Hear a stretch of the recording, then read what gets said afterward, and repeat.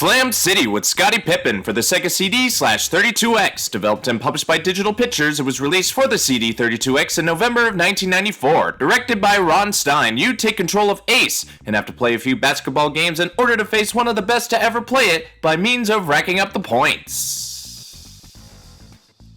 You control Ace while on offense by moving left and right with the D-pad and adjusting your shot strength with up and down. Pressing A will do your jump shot, which you can adjust if you hold it, and B allows you to break past your opponent if you're able. When you're on defense, you still move left and right on the D-pad, A puts your hands up, B lets you attempt to block, and C will allow you to steal. Welcome to the city, the Slam, with no pity. That looks more like an abandoned auditorium for drug dealers to roam. Is No Tippin Pippen so cheap he can't afford a decent court? Anyway, you have 4 opponents that you have to face before you can go one-on-one against the boy wonder to Jordan's Batman. Fingers, Juice, Mad Dog, and Smash. Each have their own unique styles and different levels of difficulty, as well as having their own discs because the game was just that complex. So you'll have to figure out really quick the best way to tackle them all, if you can anyway. It's going to be a steep learning curve, or you'll be considerably lucky as you try to figure out your opponent's moves and habits. It'll more than likely take some time for you to get a good shot in, or you can try to comprehend a guide some guy made. I hope he's still sane after it. The main goal is to get respect points, which you'll earn by doing anything that goes in your favor, including dunking and stealing and rebounding, but you can easily lose respect points if the opposite occurs. Defeating your opponents will for sure get your respect up, but when you reach 1 billion respect points, you'll have the opportunity to go one-on-one with Scottie himself. And it doesn't matter which disc you have, they all have his data within them. Those FMV files were massive in the day.